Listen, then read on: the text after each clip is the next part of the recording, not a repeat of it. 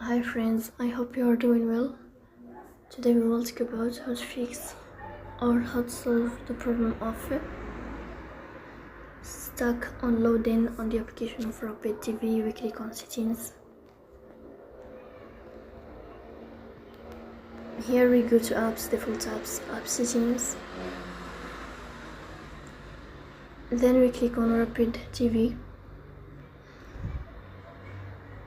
In this page of app info, we click on first stop and we click OK. Here you will click on storage. Then we'll find clear cache.